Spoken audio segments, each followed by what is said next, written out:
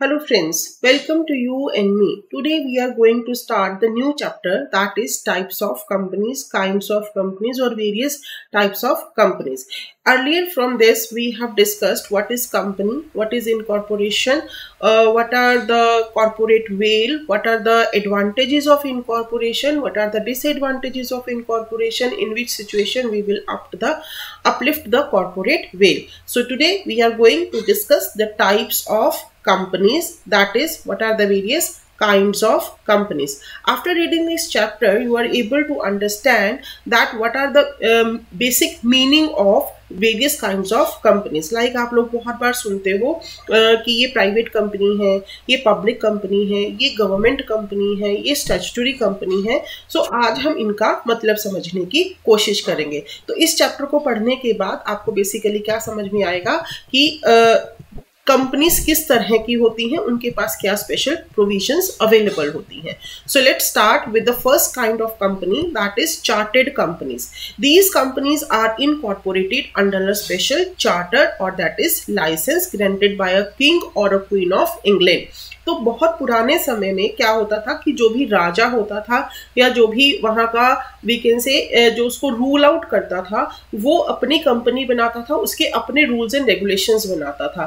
तो उसके लिए कोई भी किसी भी तरह का कोई भी लॉ नहीं था, जो उसने बोल दिया उसकी कंपनी में वैसे ही काम होता था. तो ऐसी कंपनीज को हम क्या बोलते हैं, चार्टर कंपनी बोलते हैं. इनके ऊपर कंपनीज एक्ट अप्लाई नहीं होता था, बस उनके ही रूल्स एंड रेगुलेशंस जो थे चलते थे. लेकिन after the independence these are no longer available in our country. India में ये नहीं है after independence. And we can take the example of East India company and Bank of England. ये ऐसे थे जो इंग्लैंड के ही राजा और रानी ने क्रिएट किए हुए थे. तो इनको हम बोलते हैं chartered company. Next is statutory companies. These are the companies which are created by special act of the parliament और स्टेट असेंबली. ये ऐसी कंपनीज होती हैं जो स्पेशल एक्ट ऑफ पार्लियामेंट के द्वारा बनाई जाती हैं या फिर स्टेट असेंबली के द्वारा बनाई जाती हैं. इनका बेसिक पर्पस होता है कि लोगों को कोई भी बेनिफिट हो रहा है या लोगों को किसी तरह की सुविधाएं प्राप्त करना, उनको देना ताकि वो इजीली इनके साथ डील कर सके. तो we can take the example of life insurance corporation. आपने LIC बहुत पुराना सुना हुआ है, जो कि एक स्टैट्यूटरी कंपनी है जिसमें हर व्यक्ति जो है अपनी इंश्योरेंस करवाने के लिए रेडी हो जाता है. Unit trust of India, SBI, reserve bank of India, ये सब क्या है, ये स्टैट्यूटरी कंपनीज है. इसकी जितनी भी पावर्स होती हैं, इसकी जो भी नेचर है वो किस में डिस्कस होती है, this is discuss under the special act जिसके अंदर ये बनाया जाता है. However the provisions of company act are also applicable to them. पर इनके ऊपर कंपनी एक्ट भी लागू होता है. कंपनी एक्ट के कुछ प्रोविजंस जो हैं वो इसके ऊपर भी लागू होते हैं और स्पेशल एक्ट के रूल्स एंड रेगुलेशंस भी. यानी दोनों एक्ट मिलकर इन कंपनीज को we can say provide the basic guidelines to operate their business. So such companies need not have a memorandum of association. मैंने आपको अर्लियर भी बताया था, पिछले चैप्टर्स में भी बताया था कि कोई भी ऑर्गेनाइजेशन जो है अगर उसको रजिस्टर करवाना है तो उसको मेमोरेंडम ऑफ एसोसिएशन की जरूरत पड़ती है. तो first of all let's understand the brief meaning of memorandum of association. क्योंकि मैं बहुत बार ये वर्ड यूज कर चुकी हूँ तो आपको इसका एक प्रॉपर मीनिंग पता होना चाहिए. तो मैं इसका ब्रीफ डिस्क्रिप्शन समझाने के लिए आपको बोल देती हूँ कि ये जो होता है ये किसी कंपनी के ऑब्जेक्टिव को डिस्कस करता है. लाइक आप किसी का विजिटिंग कार्ड देखते हो तो उसके नीचे लिखा होता है deals in plastic, deals in we can say homemade product. तो इसमें क्या है, होम यूटिलिटी प्रोडक्ट. तो अब वो क्या बता रहा है कि ये कंपनी जो है वो किस में डील कर रही है, वो प्लास्टिक के होम यूटिलिटी प्रोडक्ट्स में डील कर रही है. यानी ये प्लास्टिक से रिलेटेड चीजें बनाएगी. अब वो कंपनी जो है वो सीमेंट की चीजें नहीं बना रही है, वो किसी हार्डवेयर में डील नहीं कर रही है, बट वो किस में डील कर रही है, वो प्लास्टिक में डील कर रही है. तो कोई भी कंपनी जब अपने आप को रजिस्टर्ड करवाती है तो उसको बेसिकली बताना पड़ता है कि उसका बेसिक ऑब्जेक्टिव क्या है, ये कंपनी जो है वो क्यों बनाई गई है. तो इसको हम बोलते हैं मेमोरेंडम ऑफ एसोसिएशन. तो जितनी भी स्टैट्यूटरी कंपनीज होती हैं they are not required to have a memorandum of association. Other thing is that these companies are not required to use limited after its name. जितनी भी कंपनीज होती हैं, public company होती हैं, वो लिमिटेड वर्ड यूज करती हैं, और जो प्राइवेट कंपनीज होती हैं वो प्राइवेट लिमिटेड वर्ड यूज करती हैं. तो इन कंपनीज को अपने पीछे ये वर्ड जो है वो यूज करने की जरूरत नहीं होती. इन कंपनीज का जितने भी एनुअल रिपोर्ट्स होते हैं उनको क्या करना पड़ता है, उनको ऑडिट करवाना पड़ता है. और कौन ऑडिट करता है इनको? ऑडिटर जनरल ऑफ इंडिया जो है वो इनको ऑडिट करता है, इनकी सुपरविजन देखता है कि इनके जो भी अकाउंट्स बने हुए हैं वो सही ढंग से बनाए हुए हैं या नहीं बनाए हुए. And after making the auditing of these records, these are placed before the parliament और स्टेट लेजिस्लेचर. इनको हम किसके आगे प्रेजेंट करते हैं? पार्लियामेंट के. इसीलिए तो लोगों को LIC के ऊपर, UTI के ऊपर, RBI के ऊपर, SBI के ऊपर इतना भरोसा है. जितने भी लोग हैं वो ज्यादातर इंश्योरेंस करवाने में किससे रिलेटेड करते हैं? वो ट्रस्ट करते हैं LIC पे. आप अगर अपने पुराने किसी भी मम्मी पापा से बात करोगे, दादा दादी से बात करोगे, तो most of the people have insured their life under the LIC. तो यही कारण है कि ये जो कंपनीज हैं ये ज्यादा देर तक चलती हैं. Next is company limited by shares. As the name suggests, companies limited by shares. तो एक व्यक्ति के पास जितना शेयर होता है, लाइक अगर मेरे पास मान लो 50,000 के शेयर है और इसके ऊपर अभी तक मैंने 40,000 तक की वैल्यू जो है वो पे करी हुई है, तो मेरी लाइबिलिटी कितनी बढ़ गई? 10,000 की. अभी मैं कंपनी को और कितने पैसे दे सकती हूँ? 10,000. तो जो कंपनी, जितने आपने शेयर परचेज करे हुए हैं उस कंपनी के उतनी ही आपकी लाइबिलिटी हो, तो ऐसी कंपनीज को हम क्या बोलते हैं? Companies limited by share.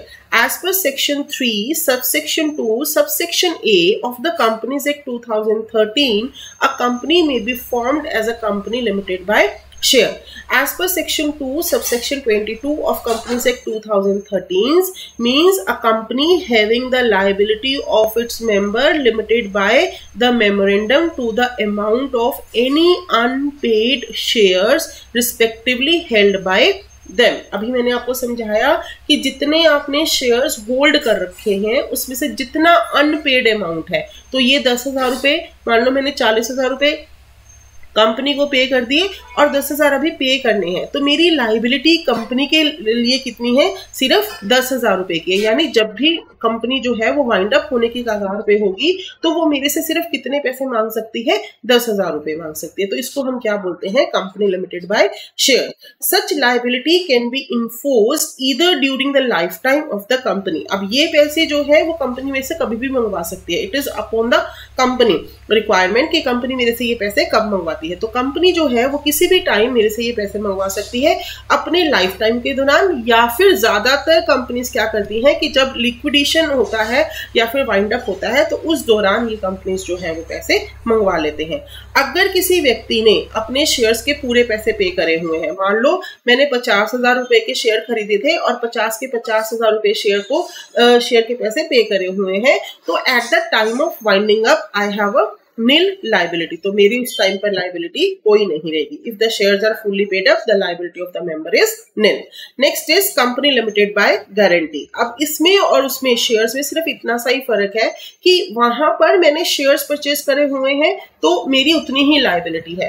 अब कई बार क्या होता है कि मेंबर्स जो हैं वो अपने मुंह से बोल के बता देते हैं कि अगर कंपनी जो है वो वाइंड अप होगी तो मैं इस कंपनी को 1 लाख रुपए तक की कॉन्ट्रीब्यूशन जो है वो पे आउट करूंगा. तो जब आपने बोल के बता दिया, लिख लिया आर्टिकल में कि एक पर्टिकुलर पर्सन की, एक पर्टिकुलर मेंबर की लाइबिलिटी कितनी होगी, तो उसको हम क्या बोलते हैं? Company limited by guarantee. As per section 3 subsection 2 subsection B of the Companies Act 2013, a company may be formed as a company limited by guarantee, and as per section 2 subsection 21 of Companies Act means a company having the liability of its member limited by the memorandum to such amount as the member may respectively undertake to contribute to the assets of the company even in the event of being wound up. जब भी company बंद होगी उस time पर अगर कोई member शुरू में बता देता है कि मैं इतने पैसे कंट्रीब्यूट करूंगा towards the assets of the company,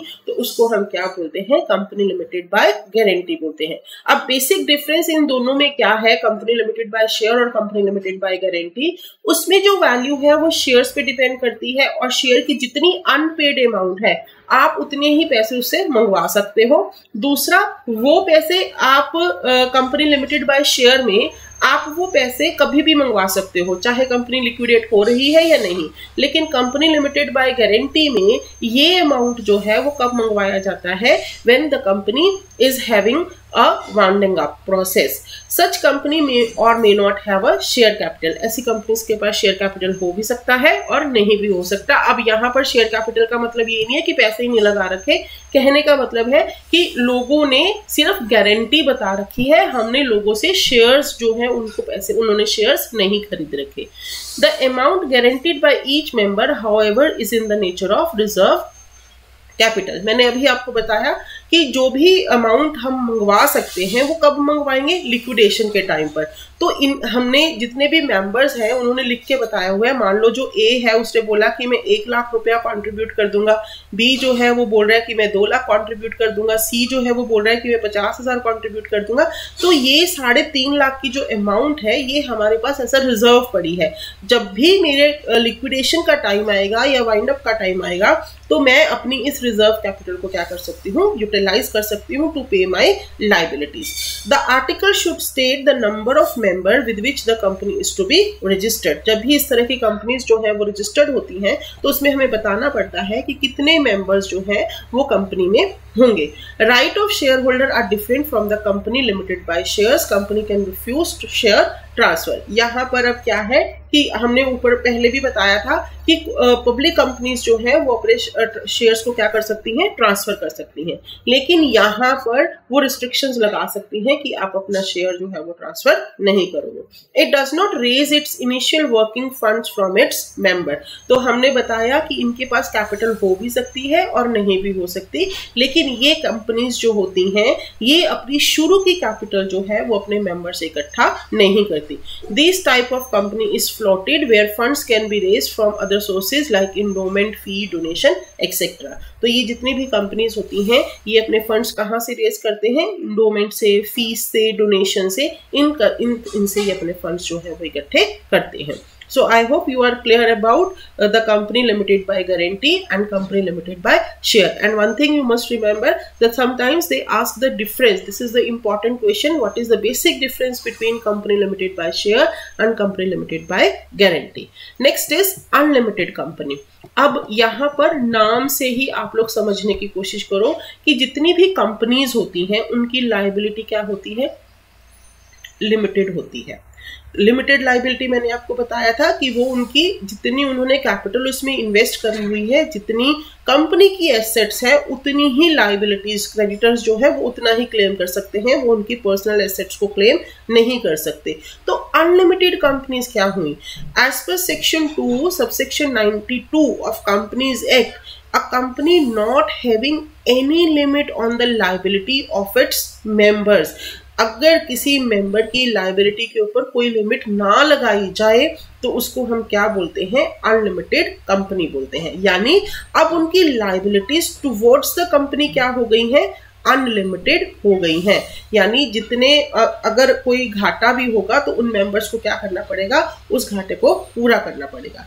the liability of member ceases when he ceases to be a member. जैसे ही अगर वो कंपनी का मेंबर जो है उस कंपनी को छोड़ देता है तो उसकी ये लायबिलिटी जो है वो खत्म हो जाती है। The liability of each member extends to the whole amount of company's liabilities and debts. Members shall continue to be liable till each paise of liability has been paid off. अब यहाँ पर ध्यान से समझो कि जो भी लाइबिलिटी है वो हर एक मेंबर को क्या करनी पड़ेगी, पूरी तरह से पे आउट करनी पड़ेगी। एक सिंगल पैसा भी वो ऐसा नहीं कर सकते कि छोड़ सकते हैं। He will entitle to claim contribution from other members. No doubt कि वो दूसरे मेंबर्स को भी बोल सकते हैं कि आप भी अपने अपने पैसे कंट्रीब्यूट करो, लेकिन उनको सारे के सारे पैसे जो है वो पे आउट करने पड़ेंगे। इट मे और may not have a share capital, it must have its own memorandum and article of association, इनके पास मेमोरेंडम ऑफ एसोसिएशन होना चाहिए, आर्टिकल ऑफ एसोसिएशन होना चाहिए, कैपिटल इनके पास हो भी सकती है और नहीं भी हो सकती। I am talking about share capital, not the registered capital. So if it has a share capital, the article must state the amount of share capital and the amount of each share with which the company is to be registered and the number of members with which the company is to be registered। तो अगर इस company के पास share capital है तो उसको company को बताना पड़ेगा कि हर एक मेंबर के पास कितने शेयर्स हैं, कितनी अमाउंट के शेयर्स हैं और कंपनी जो है वो अपने आप को कितने से रजिस्टर्ड करवा रही है। तो इसकी जो कंपनी जब भी होती है रजिस्टर करवाती है तो उसमें फर्क हो सकता है कि उसके पास कैपिटल ज्यादा हो लेकिन वो अपने आप को कम से पैसों से रजिस्टर करवा रही हो। Unlimited liability of member is towards creditors only, not towards company. अब यहाँ पर ध्यान से सुनो, कंपनी जो है वो अपने मेंबर से डिफरेंट होती है, ये आप सब लोगों को पता है।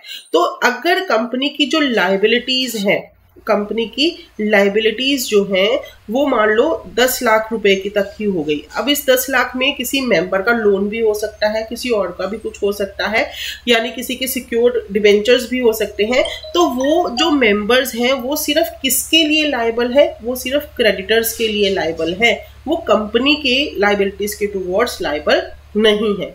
So long as the company is going concern, the liability on the share is only liability which can be enforced by the company, though the liability of member is unlimited so far as the creditors are concerned। मैं बार बार यही बता रही हूँ कि जो जितने भी members हैं वो एक दूसरे के प्रति लायबल नहीं है, वो सिर्फ किसके प्रति लायबल हैं, वो सिर्फ क्रेडिटर्स के प्रति लायबल है। So this is known as company limited, unlimited company. Next is subsidiary company. बहुत आसान है, कोई भी कंपनी जिसकी एक आगे कंपनी बना रखी हो और जिसने आगे बनाया उसने अपना होल्ड उसके ऊपर रखा हो, यानी उसकी कंपोजिशन, यानी उसके जो बोर्ड ऑफ डायरेक्टर्स है उसमें भी होल्डिंग कंपनी का पार्ट होता है, उसके जितने भी डिसीजन लिए जाते हैं वो मेन कंपनी उसमें कंट्रीब्यूट करती है। तो ऐसी कंपनीज को हम क्या बोलते हैं, सब्सिडियरी कंपनीज बोलते हैं। Like for example I am taking ABC is a company, इसने अपनी XYZ एक और कंपनी बना ली है। तो ज्यादातर इसके जो मेंबर्स हैं, जो इसके बोर्ड ऑफ डायरेक्टर्स हैं, उसके मेंबर्स जो हैं वो ABC लिमिटेड के हैं। और अगर इसको, इस कंपनी को, XYZ को कोई भी डिसीजन लेना होता है तो वो डिसीजन जो है उसमें 20 to 50% हिस्सा जो होता है वो किसका होता है, ABC लिमिटेड कंपनी का होता है। यानी इनके डिसीजन किसके द्वारा इन्फ्लुएंस होते हैं, ABC के द्वारा। तो ये कंपनी क्या बन गई, ये बन गई सब्सिडियरी कंपनी और ये बन गई होल्डिंग कंपनी। तो ऐसी कंपनीज को हम क्या बोलते हैं, सब्सिडियरी कंपनीज बोलते हैं। Control of composition of board of directors, यानी इनके जो भी कंट्रोल होता है वो किसका होता है, होल्डिंग कंपनी का होता है। एक्सरसाइज और control more than 1/2 of the total share capital either at its own, यानी इसकी जो कैपिटल होती है उसमें आधे से ज्यादा हिस्सा किसका होता है, होल्डिंग कंपनी का होता है। Provided that such class or classes of holding company as may be prescribed shall not have any layers of subsidiaries beyond such member as may be prescribed। तो इसके जो जितने भी members हैं, जितने भी decisions हैं, वो किसके द्वारा लिए जाते हैं, होल्डिंग कंपनी के द्वारा ही लिए जाते हैं। नो डाउट कि XYZ के भी कुछ मेंबर्स होंगे, बट इन्फ्लुएंस किसका होता है, होल्डिंग कंपनी का होता है।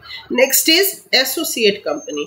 इन relation to another company means a company in which other than has a significant influence but which is not a subsidiary company of the company having such influence and includes a joint venture company।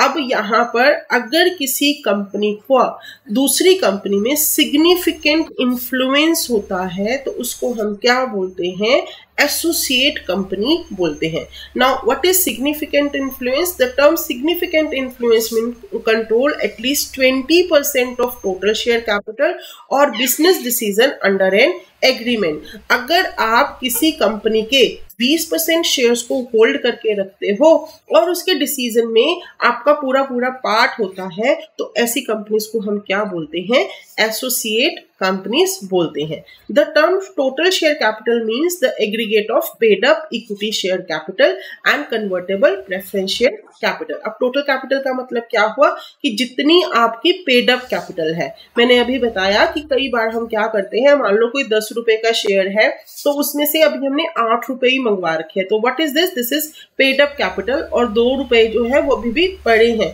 तो जिसमें आपका मतलब कि ये paid up capital में उसका हिस्सा है और उसके ऊपर कंट्रोल है 20% तक का, और उसके डिसीजन में भी दूसरी कंपनी का इन्फ्लुएंस है, तो ऐसी कंपनीज को हम क्या बोलते हैं, एसोसिएट कंपनीज बोलते हैं। Next, the most important part of this chapter is government company. Sometimes we are very much confused about government company and public company. अब आपको ये बड़े ध्यान से समझना है कि government companies क्या होती हैं और public company क्या होती हैं। Sometimes we inversely use the words government company है, उसी को हम public company भी समझते हैं। No, there is a difference between government company and a public company. So, as per section 2, subsection 45 of Companies Act 2013, government company, any company in which not less than 51% paid up share capital is held by the central government, by the state government, partly by the central government और partly by the state government, जिसमें 51% shares जो है, paid up share capital जो है वो central government की, state government की या दोनों ने ले रखी हो, तो ऐसी कंपनीज को हम क्या बोलते हैं, गवर्नमेंट कंपनीज बोलते हैं। एंड वन थिंग मोर, जितनी भी गवर्नमेंट कंपनीज होती हैं वो पब्लिक कंपनी हो सकती हैं, होती हैं, लेकिन जितनी भी पब्लिक कंपनी है वो जरूरी नहीं कि वो गवर्नमेंट कंपनीज भी हो। अब समझे, गवर्नमेंट कंपनीज जो हैं, जितनी भी गवर्नमेंट कंपनीज हैं वो क्या होंगी, पब्लिक कंपनी होंगी, लेकिन जितनी भी पब्लिक कंपनीज हैं वो जरूरी नहीं कि वो गवर्नमेंट कंपनी हो। Further, every government company may be a public company, but every public company need not be a government company. Public company and public sector company does not mean the same. अब यहाँ पर ये भी समझने की बात है कि public company and public sector companies दोनों का मतलब एक नहीं है। Next is foreign company. As per section 2 subsection 42 of companies act 2013, कोई भी कंपनी, फॉरेन कंपनी हम इसको बोलते हैं, जो कि बाहर से इनकॉर्पोरेट हुई हो, यानी फॉरेन कंट्री में वो इनकॉर्पोरेट हुई है, वो फॉरेन एक्ट के अंदर रजिस्टर्ड हुई है, जो फॉरेन में कंपनीज एक्ट चलता है उसके अंडर रजिस्टर्ड है, बट वो बिजनेस कहाँ पर कर रही है, इंडिया में कर रही है। उसके जो मेंबर्स हैं वो भी क्या है, वो अपने एजेंट्स के थ्रू या खुद वो काम कहाँ पर कर रहे हैं, वो इंडिया में कर रहे हैं। तो कोई भी कंपनी जो इनकॉर्पोरेटेड आउटसाइड इंडिया है उसको हम फॉरेन कंपनी बोलते हैं, बट वो अपना बिजनेस कहाँ पर रन थ्रू कर रहे हैं, वो अपना बिजनेस जो है वो इंडिया में कर रहे हैं through their agents by themselves और थ्रू इलेक्ट्रॉनिक मोड। तो ऐसी कंपनीज को हम क्या बोलते हैं, फॉरेन कंपनीज बोलते हैं। Another important type of company is dormant company. Dormant company क्या होती है, इसके ऊपर शॉर्ट नोट भी बहुत इंपॉर्टेंट है, तो आपको समझने की जरूरत है। Where a company is formed and registered under this act for a future project. कोई भी कंपनी अगर अपने आप को कंपनीज एक्ट के अंदर रजिस्टर करवा लेती है कि वो फ्यूचर में एक प्रोजेक्ट शुरू करने जा रही है, और टू होल्ड एन एसेट और इंटेलेक्चुअल प्रॉपर्टी, या फिर कोई एसेट को होल्ड करके रखती है, लेकिन उन्होंने पिछले 2 या 3 साल से कोई भी सिग्निफिकेंट अकाउंटिंग ट्रांजैक्शन नहीं की, उस कंपनी को हम क्या बोलते हैं, डोरमेंट कंपनी बोलते हैं। Now what is meaning of significant accounting transaction? It means payment of fees by the company to the registrar. जब भी आपको कोई कंपनी बनानी होती है तो आप फी पे करते हो। Payment made by it to full the requirement of any act. आपने कुछ रिक्वायरमेंट्स को पूरा करना था, उसके लिए आपको कुछ पेमेंट करनी थी, वो पेमेंट आपने कहीं नहीं करी। आपने अपने शेयर्स को अलॉट करना था, उसकी रिक्वायरमेंट को आपने पूरा नहीं करा। आपको अपने कुछ ऑफिस रिकॉर्ड्स बनाने थे, उनकी पेमेंट करनी थी, उसकी पेमेंट आपने नहीं करी। आपने अपने पिछले 2 सालों की एनुअल रिपोर्ट फाइल नहीं करी। तो जब आप पिछले 2-3 सालों से कोई भी एक्टिविटी नहीं कर रहे होते, तो ऐसी कंपनीज को हम क्या बोलते हैं, डॉर्मेंट कंपनी बोलते हैं। सो कोई भी inactive company means which has not been carrying on any business और operation, has not made any significant accounting transaction during the last 2 financial years, that companies are known as dormant companies. Now next is public company. According to section 2 subsection 71 of Companies Act, any company which have a paid up share capital of 5 lakh and which is prescribed by them, that is known as public company. They have minimum 7 members. more की इनके ऊपर कोई भी limit नहीं होती, मतलब कि infinity तक इनके मेंबर्स हो सकते हैं। The company can invite public subscription of shares and debenture, जो लोगों से पैसा इकट्ठा कर सकते हैं by selling their shares. The term public limited is added to its name at the time of incorporation, जो अपने नाम के पीछे लिमिटेड वर्ड यूज करते हैं और जिसके मैक्सिमम नंबर ऑफ मेंबर्स के ऊपर कोई भी रिस्ट्रिक्शंस नहीं होती, ऐसी कंपनीज को हम क्या बोलते हैं? पब्लिक कंपनी बोलते हैं। तो अगर मैं छोटी सी भाषा में एक लाइन में इसको समझाने की कोशिश करूं, any company which is incorporated with 7 members can demand the subscription from the public and having a minimum paid up capital of 5 lakh, that kind of company is known as a public company. Now what is private company? According to section 2 subsection 68 of Companies Act 2013, private company means a company having a minimum paid up share capital as defined by its article. कोई भी company जिसकी minimum paid up capital जो है, जो article में इसने बता रखी है, उसको हम क्या बोलते हैं? प्राइवेट कंपनी बोलते हैं। इसमें 3 चीजें आपको ध्यान में रखनी है कि ये अपने शेयर्स जो है वो ट्रांसफर नहीं कर सकते, इसके मैक्सिमम नंबर जो है मेंबर्स जो है वो 200 हो सकते हैं, और ये लोगों से पैसा इकट्ठा नहीं कर सकते। तो ऐसी कंपनीज को हम क्या बोलते हैं? प्राइवेट कंपनी बोलते हैं। ये 3 चीजें आपको याद रखनी है। जब भी आप प्राइवेट कंपनी की डेफिनेशन लिखोगे, आपको ये बताना है कि कोई भी कंपनी जिसके ऊपर रिस्ट्रिक्शन होती है अपने शेयर्स को ट्रांसफर करने की, जिसके मैक्सिमम मेंबर 200 होते हैं और जो पब्लिक से सब्सक्रिप्शन नहीं करवा सकती, ऐसी सारी कंपनीज को हम क्या बोलते हैं? प्राइवेट कंपनी बोलते हैं। Minimum number of members are 2 for where, अब 2 जो मेंबर्स होने चाहिए वो कितने होने चाहिए? मिनिमम कितने होते हैं? 2 होते हैं। पब्लिक कंपनी में मैंने आपको बताया था कि 7 होते हैं। यहाँ पर अब 2 का मतलब क्या है कि अगर 2 लोगों ने मिलकर इकट्ठा शेयर परचेज कर लिया है, इकट्ठा कंट्रीब्यूट कर दिया है पैसे, तो वो सिंगल ही माना जाएगा। तो यहाँ पर 2 की परिभाषा भी समझने की जरूरत है। द रिक्वायरमेंट ऑफ 1 लाख, पहले ये बता रखा था कि मिनिमम पेड अप कैपिटल जो है वो 1 लाख होनी चाहिए, लेकिन the requirement of 1 lakh or more as minimum paid up share capital has been omitted by Companies Act 2015. अब इसने ये लिमिट जो है वो हटा दी है। स्मॉल कंपनी डेफिनेशन, अब आपको ये भी समझना जरूरी है कि स्मॉल कंपनीज क्या होती हैं। कोई भी कंपनी जो अपनी पेड अप शेयर कैपिटल, जिसकी पेड अप शेयर कैपिटल जो है वो 50 लाख से ज्यादा होती है लेकिन 10 करोड़ से नीचे होती है, उसको हम क्या मानते हैं? स्मॉल कंपनी मानते हैं।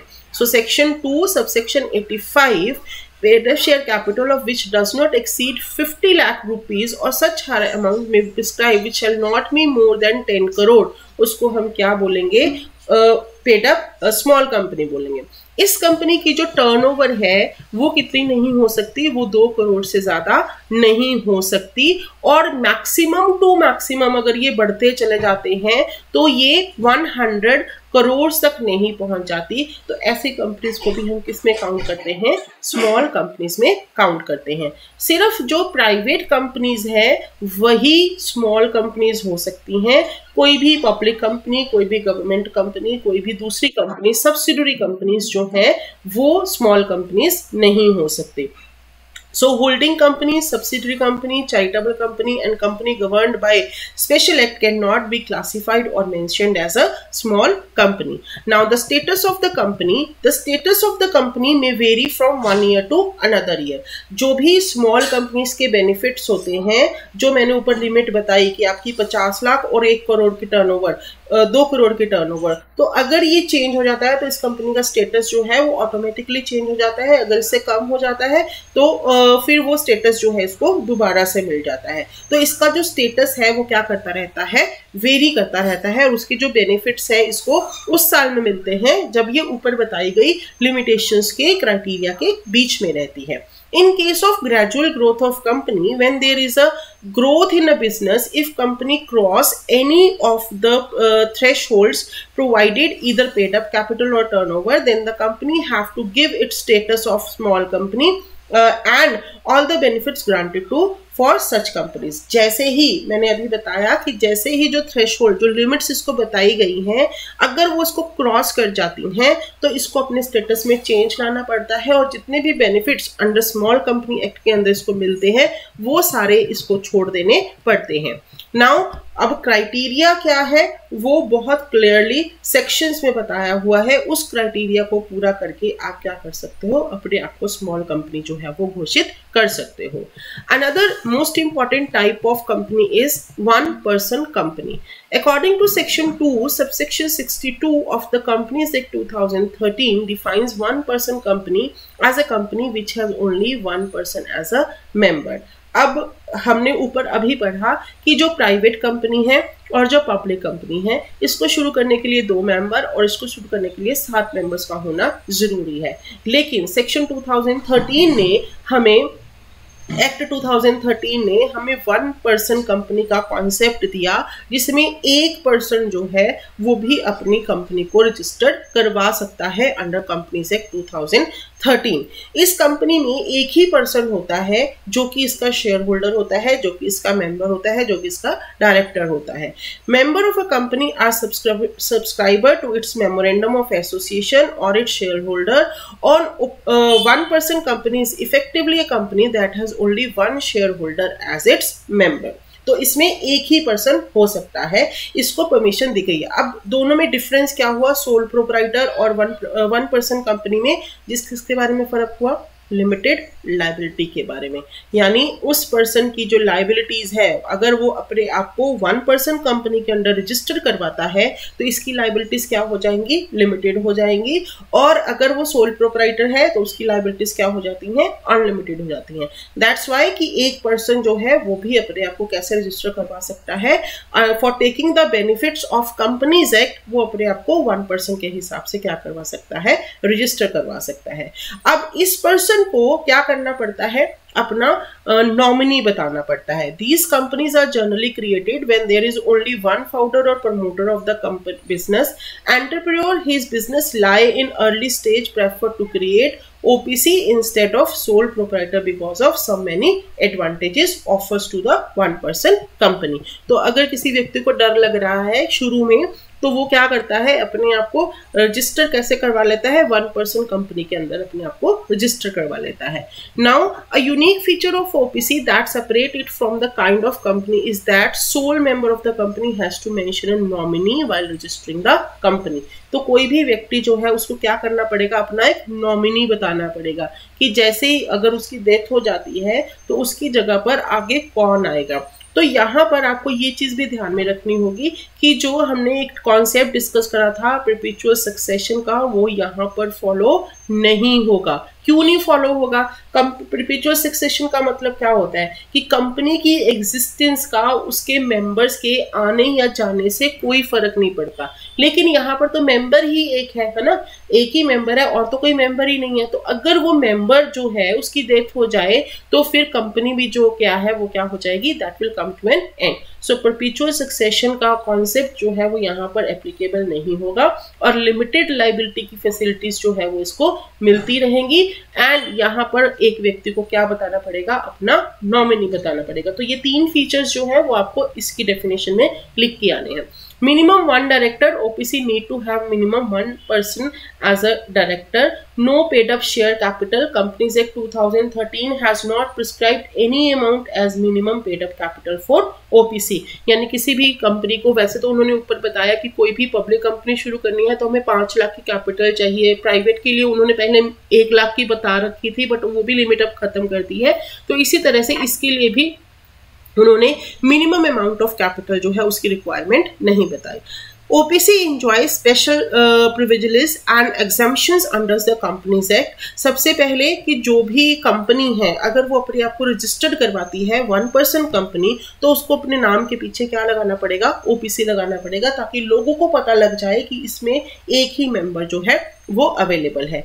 इस कंपनी को अपनी एनुअल जनरल मीटिंग कंडक्ट नहीं करनी होती, ये हम आगे पढ़ेंगे। जितनी भी कंपनीज होती है ना उनको एनुअल जनरल मीटिंग कंडक्ट करनी पड़ती है, उसके बाद स्टैट्यूटरी मीटिंग्स भी कंडक्ट करनी पड़ती हैं। तो ये कंपनी जो है उसको अपनी एनुअल जनरल मीटिंग कंडक्ट करने की जरूरत नहीं है। इसकी कंपनी में, इस तरह की कंपनीज में कैश फ्लो स्टेटमेंट्स जो हैं वो नहीं हो सकती। A company secretary is not required to sign annual returns. Directors can also sign in case of absence of company secretary.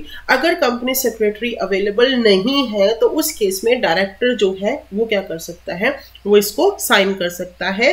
Independent director, अभी जब हमने बिल्कुल शुरू में ये सीरीज शुरू करी थी कंपनी लॉ की, तो मैंने आपको बताया था कि 2013 ने हमें इंडिपेंडेंट डायरेक्टर का कॉन्सेप्ट भी दिया है, लेकिन ओपीसी में इसकी प्रोविजन जो है वो भी अप्लाई नहीं होती। Their article can provide for additional ground for vacation of a director office. इनके जो आर्टिकल्स हैं यानी जो आर्टिकल ऑफ एसोसिएशन है, अगर डायरेक्टर जो है उसने ऑफिस को छोड़ के जाना है, वो लीव पर जा रहा है, तो उसके लिए वो अपने हिसाब से उसमें क्या कर सकते हैं, एडिशनल ग्राउंड्स जो है वो ऐड कर सकते हैं। So these are the basic advantages which are given to the OPC under section under the companies act 2013. So these are the basic we can say different types of companies which are created under Companies Act 2013.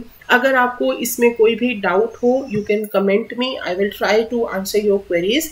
और इसमें से जो important we can से कि जो important short notes आ सकते हैं आपको कंपनीज में, वो आ सकता है पब्लिक कंपनी के ऊपर, दूसरा आपको आ सकता है प्राइवेट कंपनी के ऊपर, तीसरा जो इम्पोर्टेंट है वो है ओपीसी 1% कंपनी, डोरमेंट कंपनी, और इसके अलावा the basic difference between public and private company, इन दोनों के बीच डिफरेंस, और पब्लिक एंड गवर्नमेंट कंपनी, इन दोनों के बीच में क्या डिफरेंस होता है।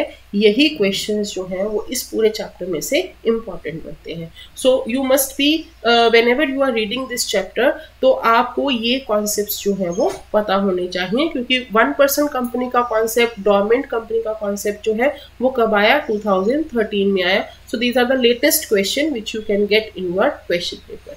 Thank you. अगर आपको मेरी ये सीरीज अच्छी लग रही है तो कृपया इसको लाइक करें, शेयर करें और सब्सक्राइब करें। Thank you.